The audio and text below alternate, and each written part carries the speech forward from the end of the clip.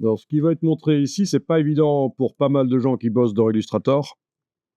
Alors, il faut que je vous dise que sur le web, vous allez voir des astuces qui vous disent comment bouger un motif, le redimensionner, etc., avec une touche qui s'appelle la touche tilde sur le clavier.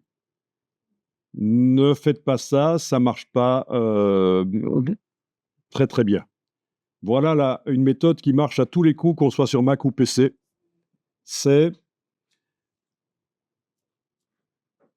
Vous êtes bien avec votre motif là? Ça montre bien le motif dans le fond?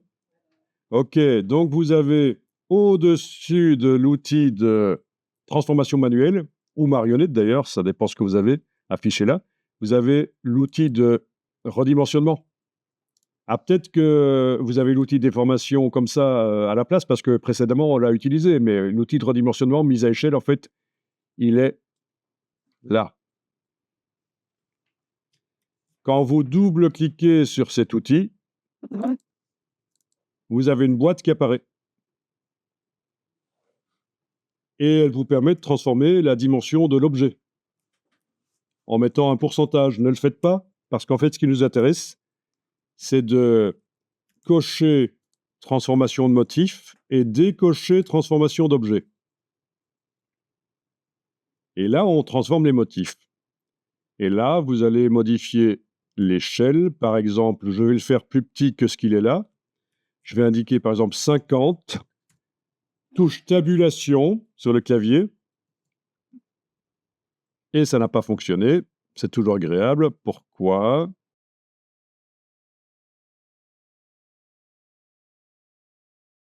Donc, j'ai juste quitté Illustrator et le relancé. Et avec la flèche blanche plus, je sélectionne donc cette forme-là. Je double-clique sur l'outil de mise à échelle. Voilà, ça marche. Je suis en transformation de motif seulement. Je tape, par exemple, ici 25. Touche tabulation, voilà. 200, touche tabulation. Voilà, ça fonctionne. Donc, c'était un petit bug d'Illustrator. Il a fallu que je quitte Illustrator et que je le relance et ça fonctionne nickel.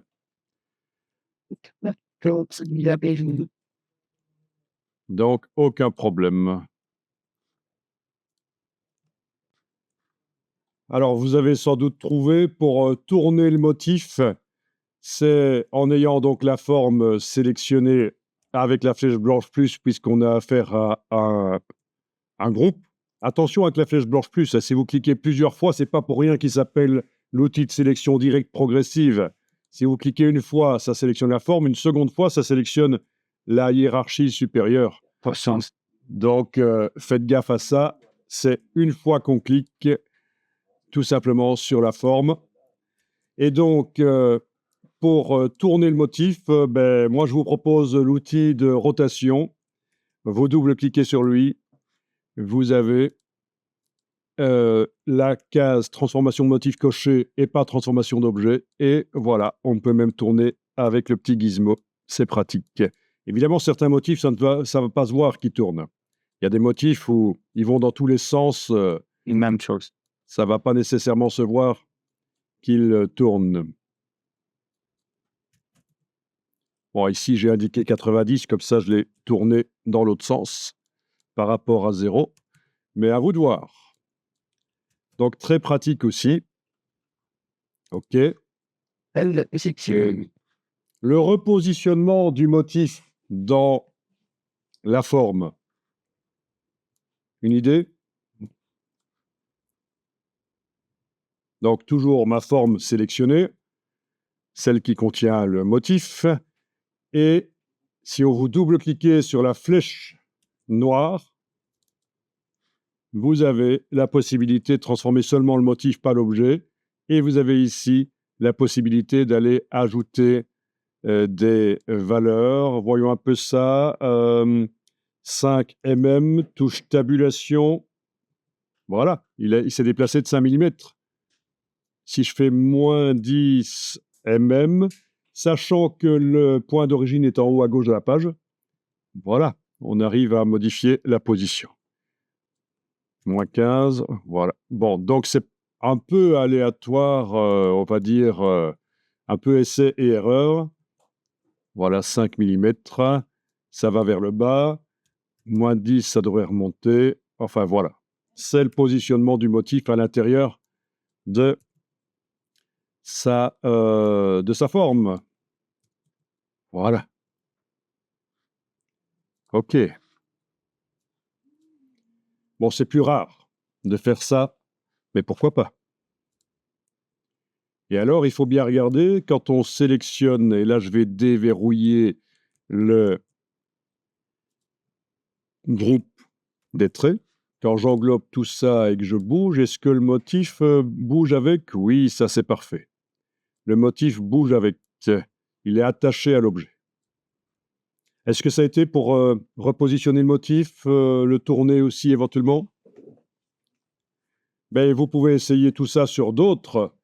Ici, avec la flèche blanche plus, en ayant cliqué à côté, rien n'est sélectionné, je vais aller sélectionner ça. Je vais demander sélection identique couleur de fond.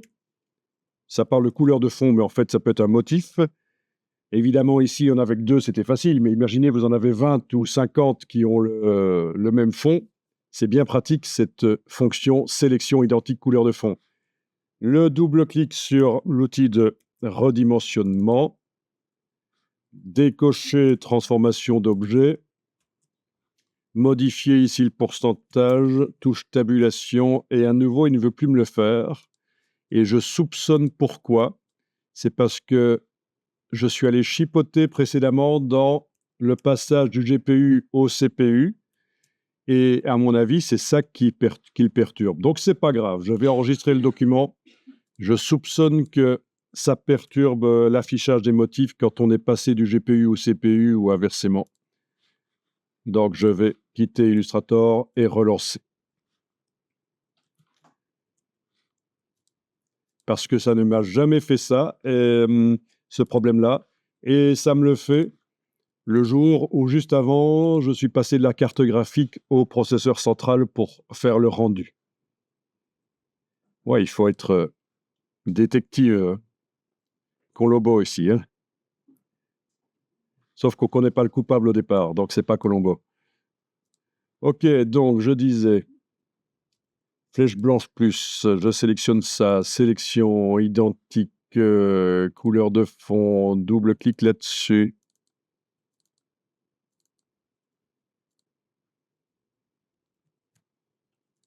OK. Ça marche. Ça fonctionne. Parfait.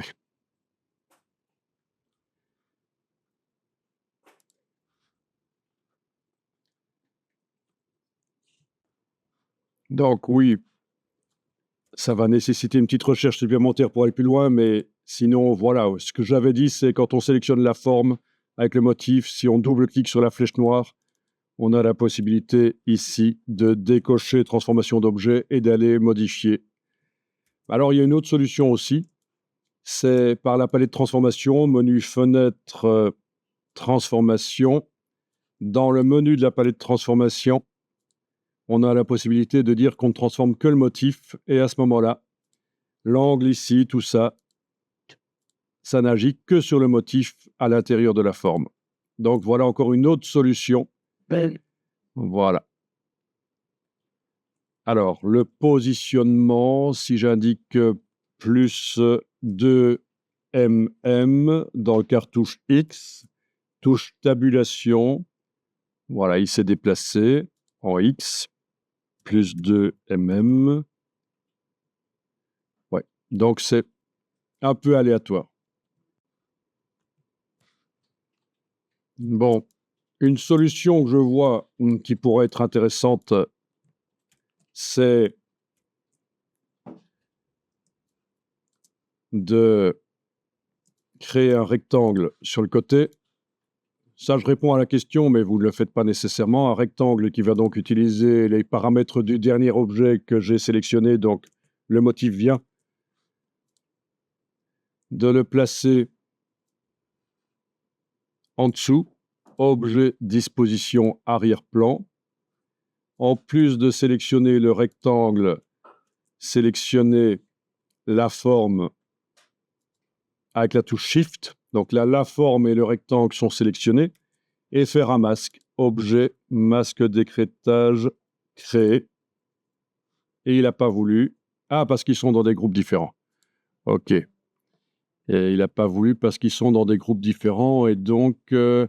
Sélectionner ah oui. Donc, objet, masque d'écrêtage, créé. Il m'a dit que ils sont des groupes que si le groupe est sélectionné en entier. D'accord, donc il aurait fallu sortir ça. Ouais, c'est un peu compliqué. Il aurait fallu que le rectangle là derrière, je le place. Voilà, la forme ici, je la coupe. Je vais la coller là. Donc, du coup, elle est plus dans le groupe. Je sélectionne les deux. Objet, masque d'écrêtage créé.